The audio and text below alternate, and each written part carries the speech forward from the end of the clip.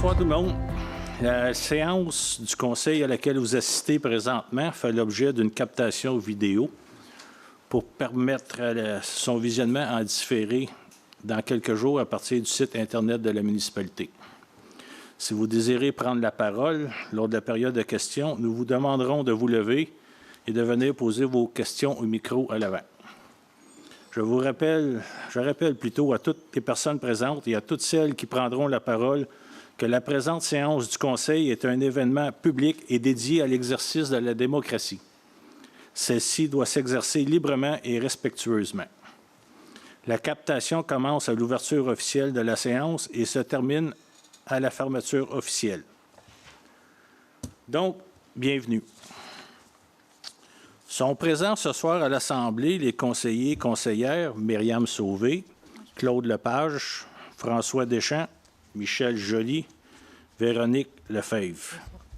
Madame Grenier est absente. Le maire Sylvain Brazeau et la directrice générale, Madame Nantel, aussi greffière trésorière. Vous avez tous entre les mains, vous avez reçu l'ordre du jour. Oui. J'aimerais ajouter à celle-ci le point 3.7 et si vous êtes d'accord, on procéderait à son adoption. Ça vous va? Oui. Merci. Donc, 1.1 résolu. En 2.1, séance ordinaire du 19 septembre 2022. Vous avez tous reçu le procès verbal. Oui. Des questions, ça vous va? Non. C'est beau. Donc, accepté, résolu, ça aussi. Nous sommes maintenant rendus en 3.1. Adoption du règlement numéro 277-2022-02. Madame Nantel, s'il vous plaît. Oui, donc en fait, c'est une modification de l'article 11.3 du règlement sur la taxation et la tarification. En fait, on a adopté un nouveau règlement sur la démolition d'immeubles et il y a un tarif pour la démolition d'immeubles dans le règlement sur la taxation et la tarification. Donc, on est venu modifier ce tarif-là suite à l'entrée en vigueur du nouveau règlement qui régit la démolition d'immeubles. À la dernière Assemblée, nous avions déposé le projet de règlement. Donc, ce soir, c'est l'adoption du règlement en bonne et due forme. Ça va pour tout le monde? Oui. Merci. Donc, résolu. En 3.2, appui aux producteurs et productrices acéricoles du Québec. Madame Nantel. Oui, donc c'est une résolution d'appui, comme on l'a mentionné, aux producteurs et productrices acéricoles du Québec. En fait, c'est pour appuyer l'association dans leur démarche auprès du ministère de la Faune pour favoriser les différents usages en forêt publique dans une vision à long terme qui concilie à la fois les intérêts de la sylviculture avec la sériculture, en assurant la sauvegarde du potentiel acéricole qui est nécessaire à la croissance de l'industrie de l'érable. Merci. Ça vous va? Des questions? Tout le monde est d'accord, c'est résolu ça aussi. En 3.3, dépôt du rapport d'audit et de conformité. Oui, en fait, la Commission municipale du Québec procède à des travaux d'audit à différents égards et dans la dernière année, ils ont audité les municipalités sur les délais de transmission relatifs aux rapports financiers pour l'ensemble des municipalités de moins de 100 000 habitants. Nous avions en fait le devoir, les directeurs généraux, de transmettre le rapport aux élus, ce qui a été fait dans les délais. Toutefois, ça a été transmis par courriel via la documentation du caucus mensuel, alors que la vérificatrice demande à ce que ce soit fait publiquement en séance du Conseil. Donc, c'est déposé aujourd'hui auprès des élus officiellement. C'est un dépôt. Merci. En 3.4. Y a-t-il des compétences avec droit de retrait à la MRC? En vue de la préparation budgétaire annuelle, il y a certaines compétences qui relèvent de la MRC pour lesquelles on peut décliner en fait le service. Donc, on doit faire connaître à la MRC avant le 31 octobre par voie de résolution les compétences pour lesquelles on ne veut plus être assujetti. Comme vous le voyez à l'écran, il y a le service 211, le volet Ange des Parcs, le volet Cadet de la Sûreté du Québec et le volet Alliance des Grands Lacs et du fleuve Saint-Laurent. notamment par rapport à les Anges des Parcs et les cadets de la Sûreté du Québec. En fait, le Conseil a décidé l'an dernier de mettre un budget pour de la patrouille municipale. Donc, étant donné la présence d'une patrouille, ce qui sera possiblement également reconduit l'an prochain, en fait, la municipalité souhaite se retirer là, des Anges des Parcs et des cadets de la Sûreté du Québec. Merci. Ça vous va? Oui. Merci. Résolu, ça aussi. En 3.5, avis et dépôt. Oui, il s'agit d'un projet de règlement d'emprunt relatif au pavage de la rue des Saules. Il faut savoir que la municipalité est propriétaire de la rue depuis le printemps 2021 et en 2022, on a reçu la demande de la part des résidents du secteur pour effectuer le pavage de rue. Désormais, on a un nouveau règlement avec les entrepreneurs qui assurent qu'il y a la responsabilité de nous livrer la rue une fois pavée. Mais les démarches antérieures n'étaient pas de cette façon-là. Là. Donc, c'était à la municipalité de faire la rue une fois qu'il y avait 80 des résidences de construites. Et le promoteur ajustait la valeur des propriétés en conséquence. Là. Donc, c'est un projet pour paver la rue qui totalise une estimation de 227 500 $. C'est un règlement d'emprunt qui est prévu sur 15 ans. Donc, ce soir, on a un avis de motion et un dépôt de projet de règlement, lequel sera adopté le 21 novembre. Il y aura également un avis public de convocation au registre pour inviter les gens à signer s'ils le souhaitent. Le registre va avoir lieu le 29 novembre 2022 et s'il n'y a pas d'opposition, les documents seront envoyés au MAMACH par la suite. Merci. J'en donne donc avis et fais le dépôt. Merci, Mme Nantel. En 3.6, pour la liste des chèques, un bref résumé. Oui, dans le fond, le total des paiements accédés, salaires et chèques s'élève à 674 124,34 $. Dans les faits saillants, on a des subventions sportives là, ce mois-ci à la hauteur d'un peu plus de 7 000 $. On a également différents travaux électriques en lien avec la rénovation du 195 rue principale. On a quand même une facture substantielle là, de 116 317 $ qui est en lien avec le remplacement de la conduite d'amener d'eau brute, mais qui est financée via un règlement d'emprunt. La base de béton également à 16 794 $, également financée via un règlement d'emprunt. On a un mandat auprès du Centre des archives de Vaudreuil-Soulanges qui a été réalisé, donc la facture est assumée à la hauteur de 18 400 $. La facture numéro 2 pour les services d'experts ingénierie conseil en matière mécanique du bâtiment pour l'hôtel de ville et plusieurs achats également en lien avec la rénovation du bâtiment situé au 195 rue principale. Merci. Ça vous va, conseiller? Merci. C'est résolu, ça aussi. En 3.7, qui fut déposé séance tenante, vous avez le document devant vous.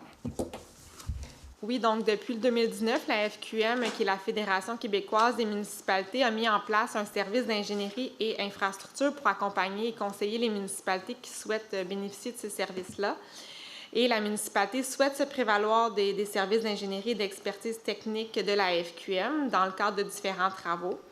Donc, pour ce faire, il y a lieu, dans une première étape, de conclure une entente avec la FQM pour convenir des modalités applicables, lesquelles sont également applicables pour l'ensemble des municipalités qui désirent utiliser de tels services.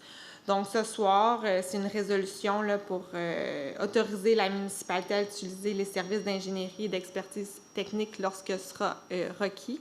Également, autoriser la directrice générale et le maire à signer l'entente de service en question. Ça vous va? Merci. Résolu. Ça met fin à la section administration et finances. Nous sommes maintenant rendus au point 4, aménagement du territoire, urbanisme et environnement. En 4.1, Mme Nantel, encore, s'il vous plaît. Oui, il s'agit d'un second projet de règlement pour le règlement 19-2022-02. Les deux principaux objectifs de ce règlement-là, c'était dans un premier temps de créer une homogénéité dans l'ensemble du secteur, dont vous voyez la cartographie là, numéro 1. Il s'agit plus particulièrement de la zone H316. Donc, c'est afin de respecter le cadre bâti existant. Puis au terme de cette modification-là, il sera possible de construire dans cette zone des maisons jumelées, maisons contiguës et bifamiliales de type duplex. Le projet de règlement, en fait, qui est à son second projet de règlement, en fait, prévoit aussi d'agrandir la zone I1 128.3 à même la zone P1 305 pour que le 179 rue Royale soit entièrement dans la zone industrielle. Le propriétaire en question a un lot qui se situe dans 2 zones, donc c'est pour régulariser une situation. Ce procédurier-là, en fait, on en est rendu à l'adoption du 2e projet de règlement. Il y a eu une consultation publique le 6 octobre dernier à cet effet-là. C'est pour adoption, ça vous va? Oui. Oui. Résolu. Merci. 4.2. On a également un second projet de règlement relatif au règlement sur les usages conditionnels. En fait, le règlement en soi vise à permettre un usage qui, malgré qu'il soit dérogatoire au règlement de zonage en vigueur, peut être autorisé dans une zone spécifique si certaines conditions identifiées par résolution de conseil sont respectées. Ces usages-là doivent toutefois être prévus au règlement sur les usages conditionnels. En somme, la modification qui nous concerne ce soir, c'est une modification tarifaire, puisqu'il y a un changement en lien avec le tarif pour les demandes qui est entré en vigueur en début d'année avec le règlement sur la taxation et la tarification. Toutefois, il y a eu une erreur dans le procédurier. En effet, là, la réadoption n'a toutefois pas été faite conformément à la loi sur l'aménagement et l'urbanisme qui exigeait une consultation publique et un processus d'approbation référendaire pour ce type de règlement-là. Donc, on a dû recommencer. Donc, il y a eu un avis public de consultation là, le 20 septembre dernier. La consultation également s'est tenue le 6 octobre, en même temps que l'autre règlement. Et ce soir, on est ici pour adopter le 2e projet de règlement. Merci. Pour adoption aussi, ça vous va? Oui. Oui. Résolu. En 4.3. Il s'agit également d'une adoption de règlement en lien avec le règlement 288 relativement à la démolition d'immeubles. Je dis également parce qu'on a également présenté ce règlement-là à la dernière Assemblée. Le règlement vise à assurer un contrôle de la démolition des immeubles, à protéger les immeubles patrimoniaux et à encadrer et ordonner la réutilisation du sol qui sera dégagé à la suite d'une démolition complète ou partielle. Donc, comme je l'ai mentionné, là, on a déposé le projet de règlement à la dernière Assemblée. C'est tenu également une consultation publique le 6 octobre. Donc, ce soir, on vise une adoption. J'arrive. C'est pour adoption aussi. Des questions? Non. Ça vous va?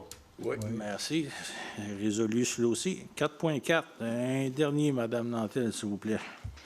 Donc, il s'agit de l'octroi de contrat pour la refonte du plan d'urbanisme. On a été en appel d'offres pour ce contrat-là, lequel a été encadré par un système de pondération et d'évaluation dont vous voyez les critères à l'écran. La petite mise en contexte en lien avec le projet en question, il faut savoir que le plan d'urbanisme remonte à 1995 et que la municipalité fait face à de nouveaux enjeux urbanistiques. Donc, ça s'avère nécessaire dans un premier temps de procéder à la refonte de ce règlement-là, de ce plan-là, en fait, puis des règlements qui en découlent, là, notamment les règlements de zonage, de lotissement, de construction, également les règlements sur les permis et les certificats. Mais il faut savoir également que la municipalité a le devoir en fait, doit se conformer au schéma d'aménagement de la MRC. Elle a 2 ans pour le faire. Donc, le schéma d'aménagement de la MRC a été récemment adopté. Donc, à partir de maintenant, on dispose des 24 prochains mois là, pour mettre à jour notre plan d'urbanisme et de faire une refonte en bonne et due forme. Donc, à la lecture dont vous faites là à l'écran, vous voyez qu'il y a eu 4 soumissionnaires pour lesquels des pointages respectifs ont été attribués. Ce qui est recommandé, en fait, par le comité de sélection, c'est d'octroyer le contrat pour la fourniture de ces services professionnels de révision du plan de refonte des règlements d'urbanisme aux soumissionnaires ayant obtenu le meilleur pointage final, soit la firme EXP au montant de 100 603,13 taxes incluses. Le tout aux conditions prévues au document d'appel d'offres portant le numéro AO 2022-005 et à la soumission retenue. Juste pour terminer avec ce point-là, c'est une démarche qui va s'échelonner sur 18 mois, donc pour lesquels aussi les citoyens vont être consultés via des consultations publiques et des sondages. Clair et précis. Merci. Donc, pour octroyer le contrat à la firme EXP, vous êtes d'accord? Oui. Oui. Résolu. Merci. En 4.5, M. Joly, s'il vous plaît. C'est le PIA 2022-38 au 15 rue Bray.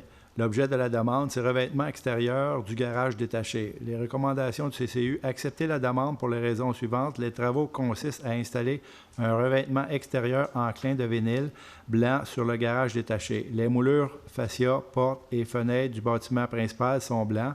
Les critères du règlement du PIA sont globalement respectés. Ça vous va? Tout le monde est d'accord? Oui. Merci. Bien, résolu.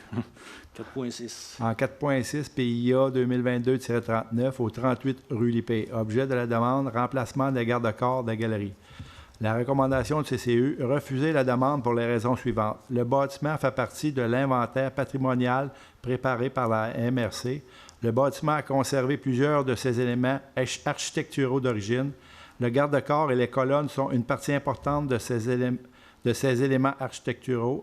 Les critères du règlement du PIA ne sont pas respectés. Donc, refusé. Le PIA M. 2022-40. Joly, Oui. lorsque c'est refusé, est-ce qu'on procède par résolution pareil? Oui, vous entérinez la recommandation du CCU Donc, en refusant la demande. Tout le monde est d'accord? Oui. Résolu. 4.7, pardon. Le PIA 2022-40 au 58 rue Lippé, objet de la demande, remplacement des fenêtres. Recommandation du CCU, accepter la demande pour les raisons suivantes. La couleur et le modèle proposé s'agencent avec les portes et fenêtres existantes. Le bâtiment a perdu ses caractéristiques architecturales originales. Les critères du règlement du PIA sont globalement respectés. C'est bon pour tous? Oui. Résolu. Oui. 4.8. PIA 2022-41 au 121 rue principale. Objet de la demande, construction de 2 habitations trifamiliales isolées. La recommandation du CCU, refuser la demande pour les raisons suivantes. Le style architectural de la façade contribue à augmenter l'effet de hauteur. La disposition des ouvertures non symétriques s'intègre mal. La façade manque de relief. Les critères du règlement du PIA ne sont pas respectés. Donc, demande refusée. Vous êtes d'accord? Oui. Oui. Résolu. Merci. 4.9. La demande de dérogation mineure DM 273 au 121 rue principale. Objet de la demande, stationnement souterrain et aire de chargement. Recommandation du CCU, refuser la demande pour les raisons suivantes. La dérogation demandée vise principalement à permettre le lotissement de 2 terrains accueillant chacun un triplex et de conserver le bâtiment du 121 rue principale sur un 3e lot. La dérogation demandée pour la marge arrière est majeure. L'aménagement proposé manque d'arbres et d'espaces verts. Très peu d'informations a été transmises concernant le 121 rue principale qui serait conservé. L'application du règlement n'a pas pour effet de causer un préjudice sérieux à la personne qui la demande. Donc, refusé, ça aussi, ça vous va? Oui. Oui. Oui. Résolu. Merci. Ça met fin au point 4. En 5, travaux publics et hygiène du milieu. Encore une fois, Madame la directrice, s'il vous plaît, en 5.1, approbation du bilan de la stratégie municipale d'économie d'eau. Oui, donc la municipalité des Coteaux a réalisé son bilan relatif à la gestion de l'eau potable pour l'année 2021, lequel doit être approuvé et l'a été par le ministère des Affaires municipales et de l'Habitation. À travers ce bilan-là, on est évalué selon différents indicateurs, notamment ceux qui figurent à la stratégie québécoise d'économie d'eau potable. À la lueur de ce bilan, en fait, la valeur d'au moins un des indicateurs dépasse l'objectif et par conséquent, l'installation de compteurs d'eau dans tous les immeubles non résidentiels, industriels, commerciaux, institutionnels mixtes, ciblés et municipaux devront être obligatoires à partir du 1er septembre 2025. Il y a également un échantillon de 60 compteurs d'eau qui devront être installés dans le secteur résidentiel. En clair, pourquoi c'est fait? La consommation résidentielle estimée d'un citoyen côtolois est de 281 litres par personne par jour, alors que l'objectif est de 184 litres par personne par jour. Donc, c'est sûr qu'on a fait beaucoup de sensibilisation là, cette année avec l'usage de l'eau. mais ce n'est pas encore suffisant. Donc, le ministère nous contraint à faire l'installation de compteurs d'eau dans un premier temps pour le secteur industriel, commercial et institutionnel. Quelques faits saillants aussi, là, selon les données 2021, nous aurions dû investir en 2022 1,72 millions en matière de rattrapage et 3,58 millions en agrandissement et nouvelles infrastructures, ce que nous sommes en cours de faire, là, donc avec le remplacement de la conduite d'amener d'eau brute, puis également les sommes qui seront utilisées dans le but d'utiliser les sous qu'on a reçus pour la subvention en lien avec la TECQ. On s'apprête à faire les investissements pour lesquels on doit faire des améliorations sur notre réseau. Autre fait saillant, en 2021, les coûts des services d'eau étaient de 4,13 par mètre cube. Donc, en clair, ça coûte 4,13 sous à la municipalité pour traiter un mètre cube d'eau, alors que les revenus affectés aux services d'eau étaient de 1,99 par mètre cube. Donc, nous, ça nous coûte 4,13, mais on facture aux citoyens la moitié. Donc, il y a un écart aussi à analyser à cet effet-là. Voilà, la résolution, c'est d'approuver le bilan qui a été approuvé par le ministère des Affaires municipales et convenir de finalement l'installation des compteurs d'eau à compter du 1er septembre 2025 pour le secteur ici, étant l'abréviation institutionnel, commercial, institutionnel, et 60 compteurs d'eau dans le secteur résidentiel. Merci. Donc, ça veut dire que dans le futur, il va tous falloir faire un effort collectif pour améliorer notre bilan de consommation d'eau. Vous êtes d'accord avec la proposition énoncée? Oui. C'est résolu. 5.2, demande au MTQ. Madame Sauvé, s'il vous plaît. C'est une demande au ministère des Transports du Québec pour l'aménagement d'une traverse sur la rue des Francs-Tireurs et la 338. Considérant que toute demande au ministère des Transports doit être faite par voie de résolution du conseil municipal, considérant que le débit de circulation sur la route 338 et sur la rue Sauvé est très élevé et augmente d'année en année, considérant qu'avec un tel débit de circulation, dès qu'un véhicule circulant sur la route 338 en direction Est désire tourner sur la rue Provost, cela crée une attente pour tous les véhicules circulant en direction Est, occasionnant des dépassements illégaux par la droite. Considérant que la municipalité des Coteaux a à quelques reprises demandé une priorité de virage à gauche pour ceux qui circulent en direction Est, considérant qu'il devient difficile pour les piétons de traverser sécuritairement la route 338 face à la rue des Francs-Tireurs ainsi que la rue Sauvé à la rue Martin, considérant les recommandations du comité de signalisation et modération de la circulation, il a été résolu de demander au ministère des Transports du Québec d'aménager une traverse piétonnière à l'intersection de la route 338 et de la rue des Francs-Tireurs, ainsi qu'à l'intersection de la rue Sauvé et de la rue Martin. Il est également résolu de demander au MTQ de procéder à 2 études de circulation, une à l'intersection de la montée du comté et de la route 338, ainsi qu'une autre à l'intersection de la rue Provost et de la route 338. Vous êtes tous d'accord avec cette demande? Oui. Merci. Résolu. En 5.3, avis et dépôt du projet de règlement.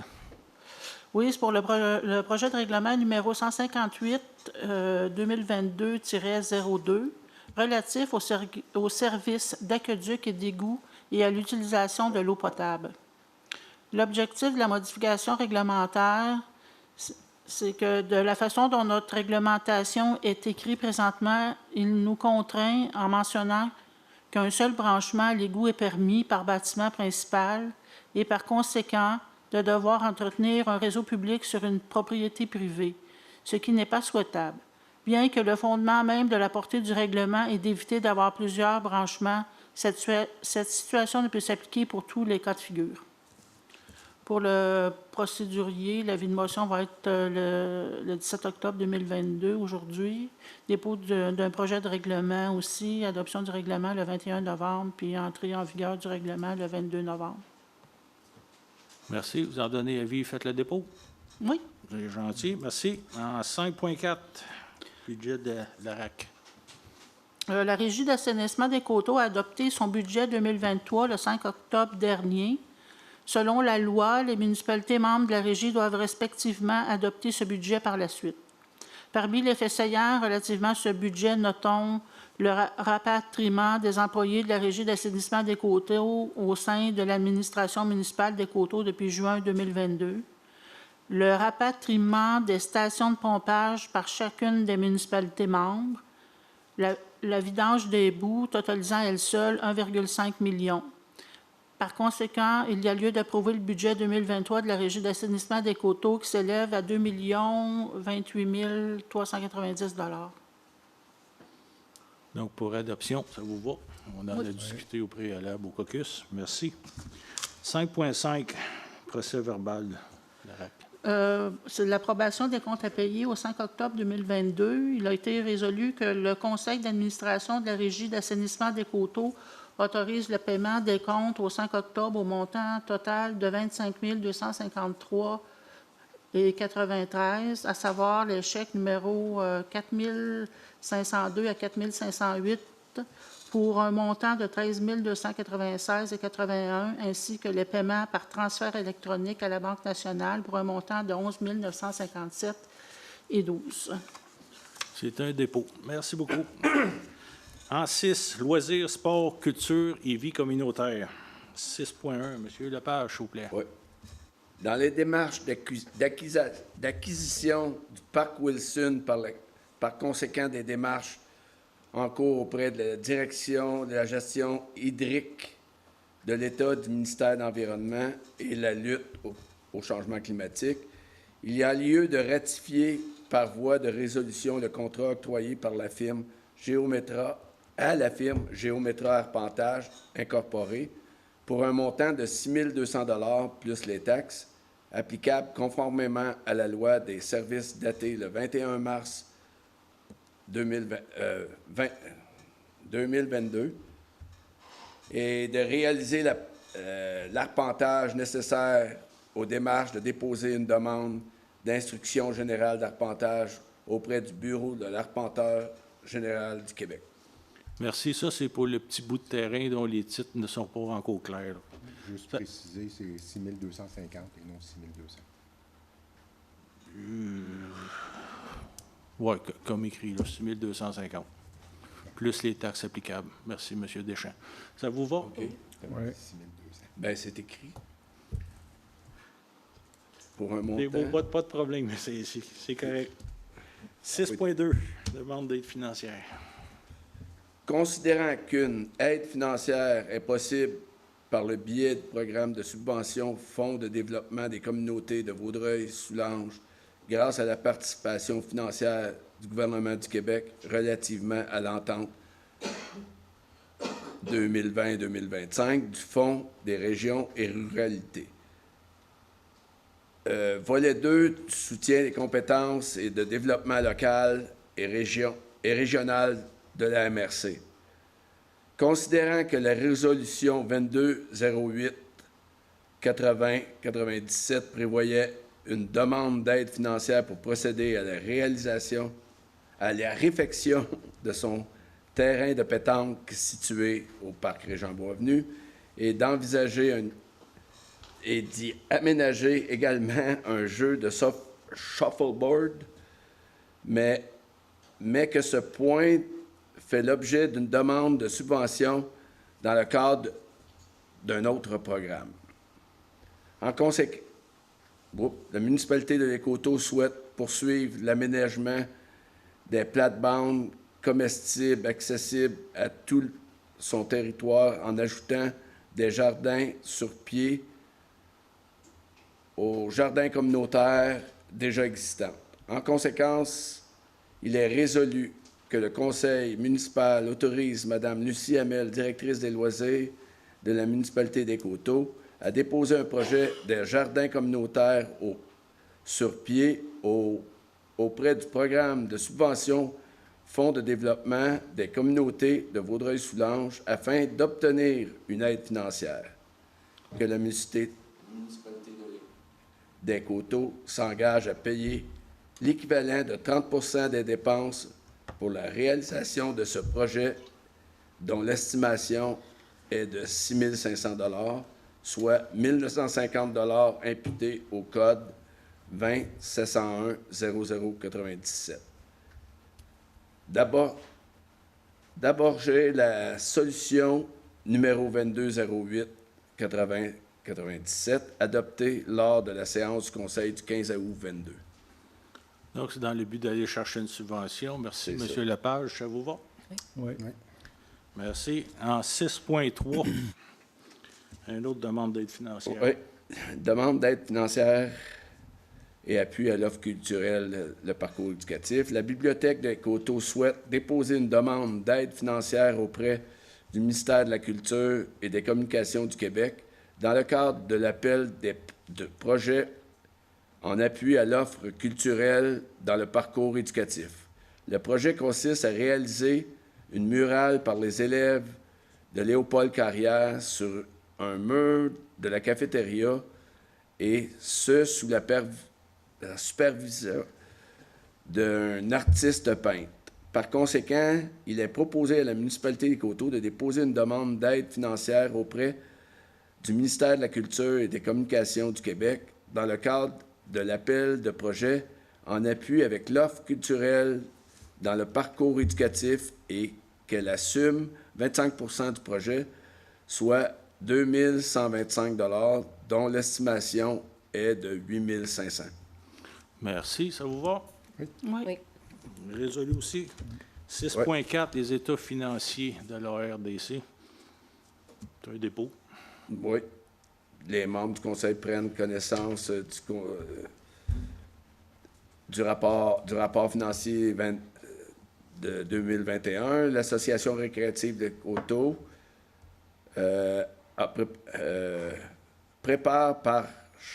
préparé par Charles Huneau, la firme Lecomte, Daou CAP Incorporé, a daté 16 mai 2022 et approuve le dit rapport. À titre d'information, un surplus net de 15 568 a été comptabilisé pour l'année 2021. Ça va pour tout le monde? Oui. C'est un dépôt. Merci. Donc, en 7, 8, 9 et ça, il n'y a rien ce mois-ci. En 10, invitation, inscription, événements et activités. Monsieur Deschamps, est-ce que ça vous tente de lire un petit peu? C'est tranquille ce soir? Oui, ça ne dérange pas. Prochains événements, donc il y a le spectacle d'Halloween à la bibliothèque Luciel s'est sauvée. Lucie, c'est ça. Lucille, excusez-moi, Lucille. C'est ça. Il y a une petite coquille. C'est ça. Le 25 octobre à 18h, donc une invitation à tous. Ensuite, la maison hantée à l'édifice Gilles Grenier, donc le 29 octobre, de midi à 17h. La fête d'Halloween avec hot dog, friandises au parc Régent Boisvenu, 31 octobre, c'est la soirée de l'Halloween, de 17h à 19h. Venez avec vos enfants, venez chercher des hot dogs et des chips, tout ça. C'est un bel événement. Puis après ça, il y a la sortie organisée au Salon du Livre de Montréal le 25 novembre. Donc, c'est une invitation à tous. Merci. Merci, M. Deschamps. Ça met fin à l'ordre du jour pour aujourd'hui. On est donc rendu à la période de questions.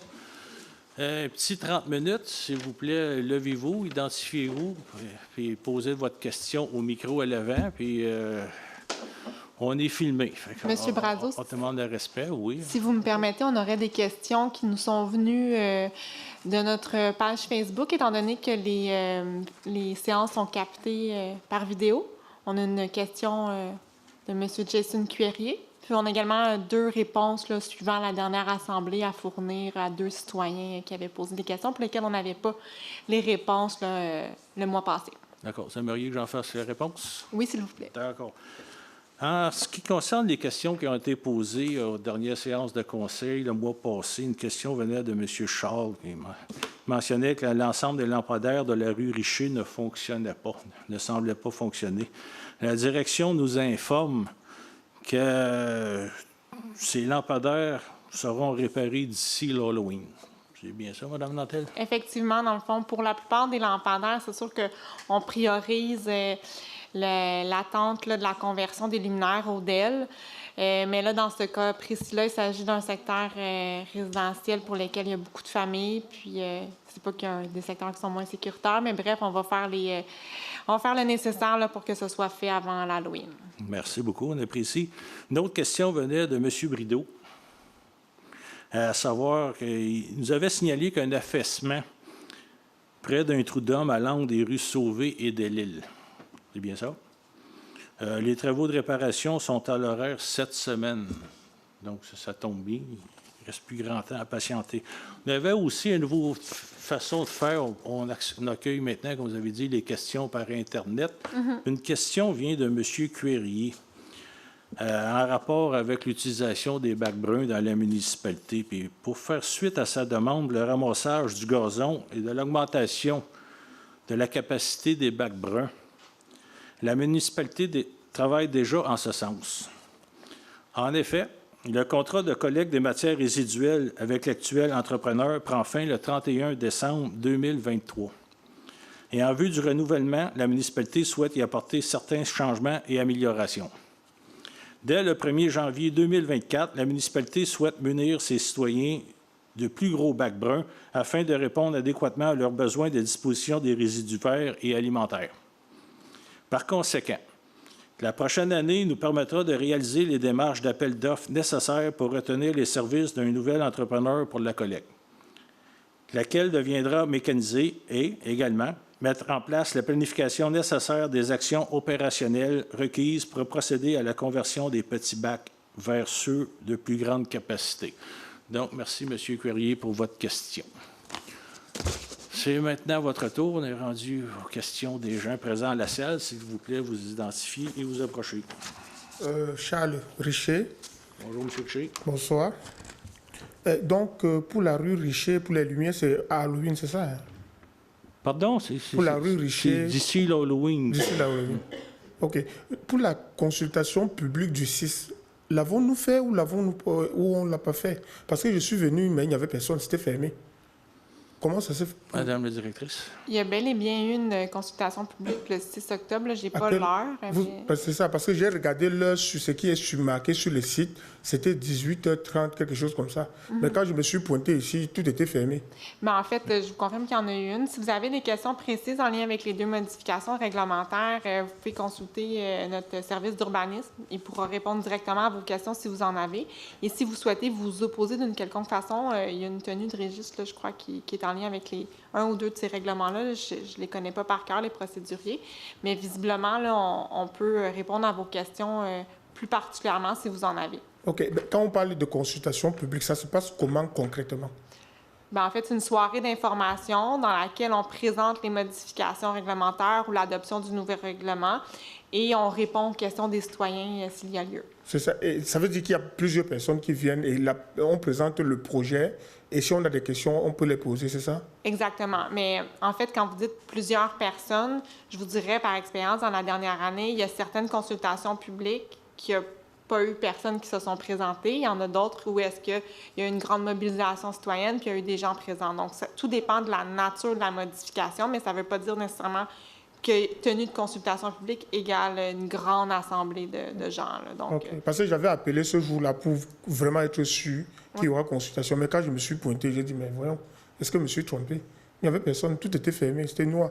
Mais c'était un peu bizarre. C'est bizarre, comme Mme Nantel précise, si vous avez d'autres questions. Peut-être qu'ils l'ont fait plus tôt. Juste pour vous apporter une petite précision, ça se passe un peu comme une soirée comme ce soir, mais au lieu d'avoir le conseil devant vous, vous avez les personnes concernées par le dossier, comme dans ce cas-ci, l'urbanisme. Puis la date et l'heure est communiquée par avis public. Donc, s'il y a un changement, il faut que ça soit fait aussi par avis public dans les délais prescrits par le Code municipal. Donc, on ne pourrait pas décider le soir même de faire la séance une heure plus tôt. Là. Donc, c'est vraiment... moi, j'ai pas eu des indications comme quoi elle ne s'était pas tenue. Là. Donc, peut-être que, visiblement, s'il n'y avait personne, ben justement, l'urbaniste a fermé les portes. Là. Donc, c'est sûr que... si, par exemple, c'était à 18h puis à 18h15, il n'y a toujours personne qui va quitter. Et pour la traversée sur la 338 et Saint-Martin, qu'est-ce qu'on veut faire concrètement? C'est quoi qu'on veut faire? Une traversée piétonne. Juste mettre le truc jaune dessus, c'est ça?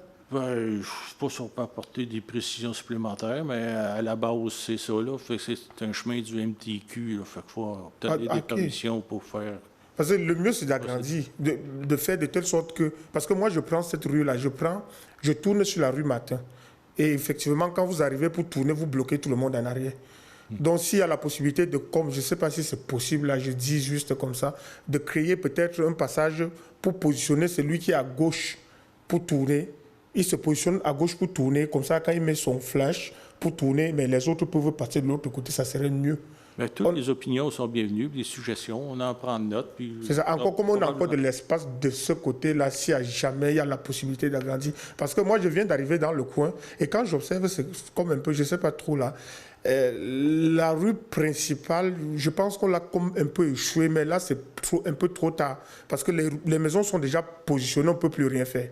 Mais ici, sur la rue la 38, le terrain qu'on a décontaminé, si à jamais nous voulons, par exemple, mettre quelque chose là-bas, l'idéal pour nous serait d'agrandir la route à ce niveau-là. Parce que... Vous parlez sûrement sur la montée du comté, où est-ce que le terrain est décontaminé? Oui, je prends juste un exemple. Le conseil a demandé à ce que la piste cyclable soit relocalisée là, pour justement permettre plus d'espace. Exact, parce que si on n'agrandit pas, on va se retrouver comme la rue principale. Parce que la rue principale, c'est fait. On ne peut plus rien. Parce que les maisons sont comme déjà collées. Quand vous sortez de la SAQ, là, c'est super compliqué pour sortir. Quand à l'heure de pointe, là, c'est très difficile. Bien, c'est bien, je vous remercie. On prend note de toutes vos suggestions. OK. Juste une dernière chose. Les 60 logements résidentiels où on va installer les pompes, c'est quoi ce truc? Vous parlez de quel endroit, là? Non, on a parlé de l'installation des compteurs d'eau résidentiels. On va choisir, c'est quelle maison résidentielle? En fait, c'est pas déterminé de la façon dont on va procéder pour cet échantillonnage-là. Là, ça devrait être discuté avec les membres du conseil. Ça, c'est un projet pilote ou c'est quoi? Ça, c'est juste un projet pilote? Non, c'est une conséquence du bilan de la stratégie d'économie d'eau potable. Donc, étant donné que nos résultats n'atteignent pas le minimum requis, on a certaines mesures à mettre en place. Donc, c'est pour ça que cette année, on doit faire l'installation des compteurs d'eau dans le secteur industriel, commercial et institutionnel et faire un échantillonnage de 60 compteurs d'eau dans le résidentiel. Mais pour ce qui est de la façon à qui va être touché par cette installation-là, pour le moment, il est trop tôt là, pour le définir. Ça sera une discussion à avoir avec le conseil municipal. OK. Ça veut dire que dans les maisons, quand on consomme l'eau, vous connaissez la quantité que les gens consomment chez eux? Comment on va faire pour définir que telle personne on doit installer le compteur chez A et pas installer chez B? Comment on va faire ça? Ben, en fait, comme je vous dis, à cette étape-ci, aujourd'hui, je ne peux pas vous donner la réponse. Donc, on va en discuter. On va voir quelle est la meilleure façon là, d'implanter cette solution-là. Puis, ça sera défini par la suite et communiqué aux citoyens. OK. Et une fois que le compteur sera chez la personne, c'est quoi l'impact?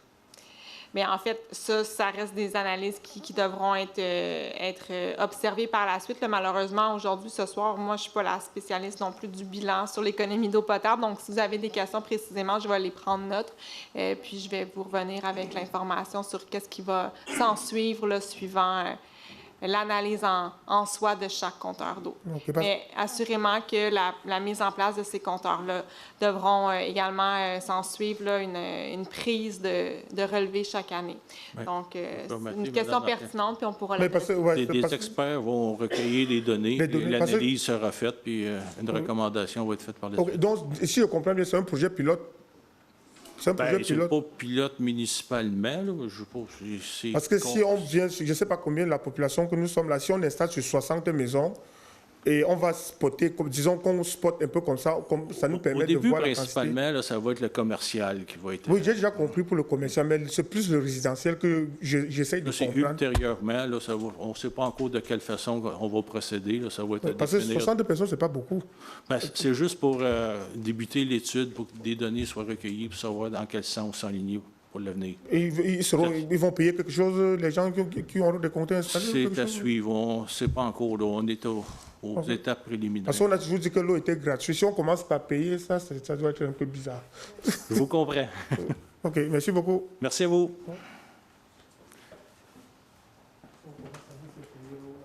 Bonsoir. Yves Blais, 98 des Pins, les Coteaux. Bonsoir, M. Blais. Bonsoir. Moi, je viens pour je check le 4.8. Si ça aurait été conforme, ça veut dire que vous auriez accepté qu'il y ait 2 bâtiments sur le même terrain? Il n'y a pas eu une pétition pour ça, qu'on ne voulait pas de ça dans le village? Bien, ça ne devient pas un projet intégré. Le règlement permet d'installer 3 fois 3 logis sur la dimension du terrain.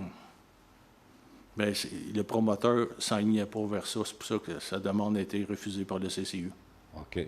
Mais la pétition qu'on a faite, là... Oui, la pétition, c'était vous étiez contre les projets intégrés. Oui. Mais ça ne relève pas d'un... Mais ça, là, quand tu as 2 bâtisses, c'est pas ça. Oui, c'est même 3 bâtisses, mais ce n'est pas des projets intégrés. Peut-être Mme la directrice peut élaborer un peu plus. Hein. Bien, je prendrai la question puis je ferai les vérifications là, sur la nature de votre question versus ce qui s'est passé avec le projet du projet intégré. Là. OK. Bon, ben, je vous remercie. Merci, M. Blair.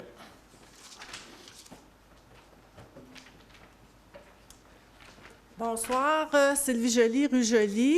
Je vous avais envoyé un courriel cette semaine. Alors, ma question, pour le moment, va être brève. Est-ce qu'on va remettre la coupole du phare rouge? Bon. C'est gentil, Mme Joly. Bonne question, parce que depuis que le phare est revenu, ça a soulevé, pas de nombreuses, mais quelques interrogations. Puis je voudrais vous remercier pour votre courtoisie que vous avez fait part dans la dernière semaine, la façon que vous avez procédé pour l'entrée à la matière puis soumettre votre question, bien étoffée et tout. C'est difficile de plaire à tout le monde. Vous en savez quelque chose. Vous avez déjà été dans le monde politique, pardon.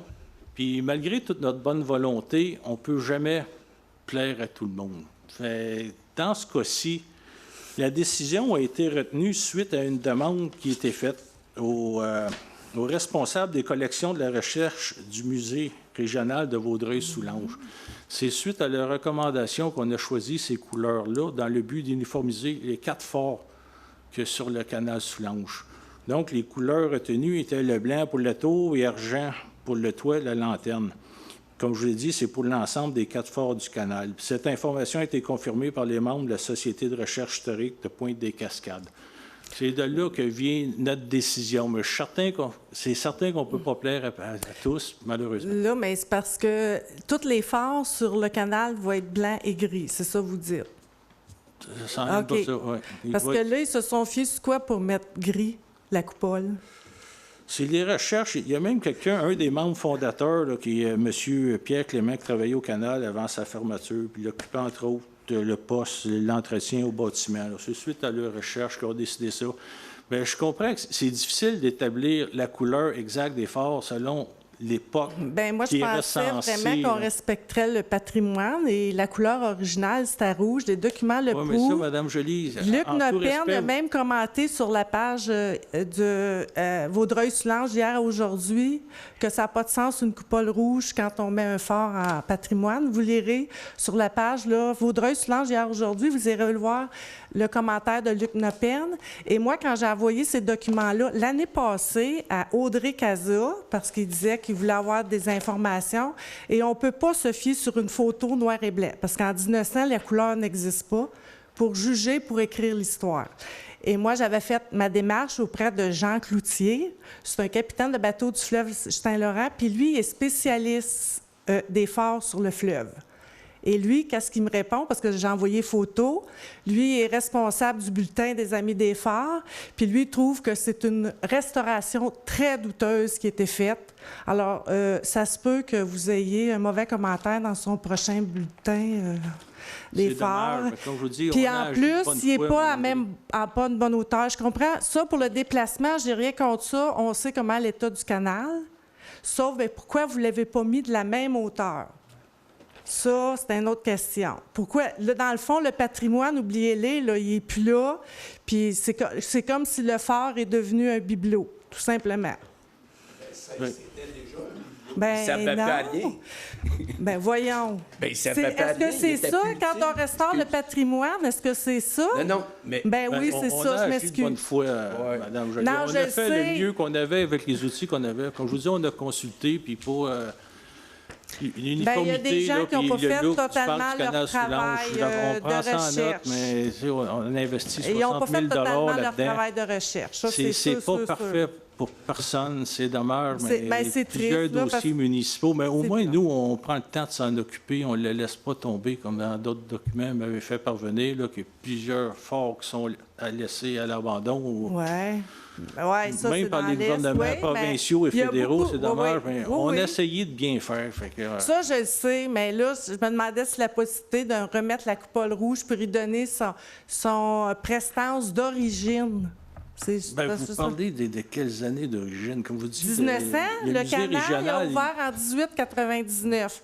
L'origine, il y avait un fort des années 1900. Les documents que je vous ai fait parvenir, ça date entre 1901 et 1903. Après, c'est sûr que le fort a changé de couleur avec les années en 2022. Même avant, il y avait les couleurs de la municipalité. Ça, c'est sûr.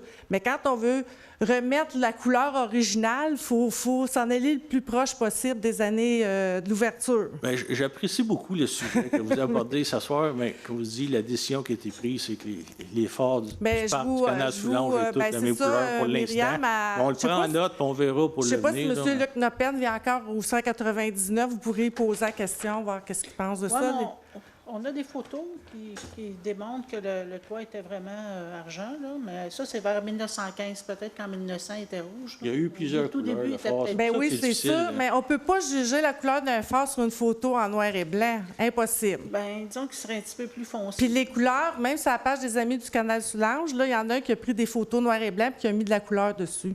Ça se fait ça aussi Ben, comme vous aujourd'hui. dites, Mme Joly, pour Ça se l'instant, fait. là, les quatre Ben, forts auront la c'est même correct, couleur dans mais le c'est parc du correct, canal là. Soulanges. Notre recherche vient de Sébastien Davio, là, du musée. Oui, bien, il n'a pas fait sa job comme il faut parce que quand tu as une photo comme ça, on recherche les documents qui appuient la photo. On ne peut pas se fier juste sur une photo en noir et blanc.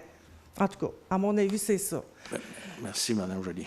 L'autre Autre chose? question, pour l'adoption du projet de règlement 4.1, est-ce qu'on peut savoir le nom des rues ou de la rue? Parce que là, la zone H316 puis H216, ça nous dit absolument rien. Bien, c'est pour ça qu'il y avait des schémas sur la diapositive, donc je vais la remettre. Ben moi, ouais, c'est ça, c'est parce que je ne voyais pas le nom des rues d'où j'étais assis. Oui, ça ne sera pas bien long. Donc, il y en a un. La deuxième modification, c'est la rue Royale. Puis la 1, Effectivement, c'est petit. Je suis désolée, là, je ne sais pas le bon. La rue de la gare. Donc, c'est la rue Daou. Rue Daou. la rue d'Aou, OK. La rue Royale, c'est pour celui en bas, le 2 Le numéro 2, c'est la rue Royale. Le numéro 1, Un parc c'est Daou. industriel. de où? Puis là, vous avez dit la refonte du plan le plan d'urbanisme qu'on avait actuellement datait de 1995. Je trouve ça bizarre. Moi, quand j'étais conseillère en 2012, en 2013, 2014, on a refait la refonte du plan d'urbanisme. Il est plus récent que 1995.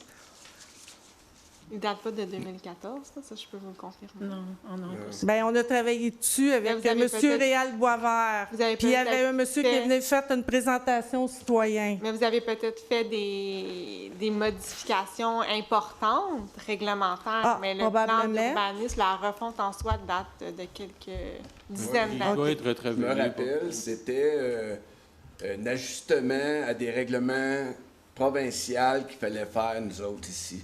Ah, c'était plus volumineux. On est sorti Ah ouais, avec mais une c'était brise. des ajustements pareils, c'était pas La refonte. la refonte au complet. Bien, on n'avait pas de zone patrimoniale avant qu'on fasse ça. Les zones patrimoniales datent de ça, de 2014.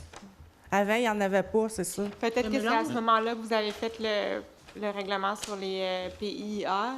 C'est ça. J'ai pas Ouais, c'est les données, là. Ça, c'est toutes les municipalités du Québec qui étaient obligées en 2013. La date limite était 2013 de présenter. Là aussi, on OK. est obligé de Ouais. s'ajuster. là. C'est le gouvernement qui nous le demande, c'est la MRC. Mais tu te rappelles, c'était le gouvernement Ben, en qui tout nous cas, demandait c'était la assez date. volumineux. Je sais qu'on est ouais, sorti avec une break assez c'est volumineuse. ça. C'était 2013, c'était la date limite pour présenter. Mais là, ça fait près de 10 ans. Là, fait Ouais. Il est temps qu'on la mette aux normes et à jour. C'est Ça va, correct. Mme Merci. Joly? Oui. Merci beaucoup. L'autre petite question? Monsieur Brideau, approchez-vous, s'il vous plaît. Philippe Brideau, 199 de la Verdure à l'Écoto. J'aurais une question pour la caserne de pompiers. La future? La future caserne de pompiers, on n'a pas eu de nouvelles encore depuis les 3 dernières assemblées qu'on avait. Vous aimeriez savoir l'état de la situation? Oui, on ne savait pas encore le terrain exact, où ce qu'il allait être situé. Puis, Bien, si ça a c'est un évolué dossier depuis qui est en évolution. Ça avance vite. Madame la directrice, que vous aimeriez apporter certaines précisions? En fait, on peut vous confirmer qu'on a un avis d'imposition de réserve sur le terrain de la rue Royale. Donc, c'est le terrain tout près de l'autoroute, la bretelle d'autoroute. On est actuellement en train de faire les plans et devis de la caserne. Donc, on s'active pleinement là, dans la réalisation là, de ces plans-là. Donc, la prochaine étape, ça va être vraiment de concrétiser l'acquisition du terrain et également là, de faire les appels d'offres nécessaires pour retenir les services d'un entrepreneur. Parce qu'on se rappellera que c'est la caserne et le garage municipal. Et ces deux projets-là vont nous permettre d'agrandir ici l'hôtel de ville pour bonifier l'espace et faire un centre communautaire. Donc, c'est tous des projets de, je ne vais pas dire à effet domino, mais ça va bouger beaucoup dans les prochaines années une fois que ça va être parti. Ça va? Oui. Ma deuxième petite question. Allez-y. Approchez du micro, s'il vous plaît. Les parcs, pour le projet des parcs, on n'a pas eu des... Juste, s'il vous plaît, pour pas qu'il y ait de bac. Merci. Excusez. Monsieur Brideau. Pour les parcs. Oui. Le projet que vous avez fait pour les questionnements, Oui. on n'a pas eu de résultats encore. Non, effectivement, les membres du conseil vont avoir le rapport dans la prochaine semaine. Donc, on va leur laisser le temps de prendre connaissance des recommandations du plan d'action et quand ils le jugeront opportun, vont procéder à son adoption. Donc, ça devrait pas tarder. En cause aussi. Merci. Et il y a beaucoup de pinces à la planche ces mois-ci. Une petite dernière question. Ça vous va ici? Bien, ça met fin à cette assemblée. Si tous sont d'accord, on termine l'assemblée de cette façon. Je remercie tout le monde d'avoir assisté et je vous souhaite une bonne semaine puis au mois prochain. Bonne soirée.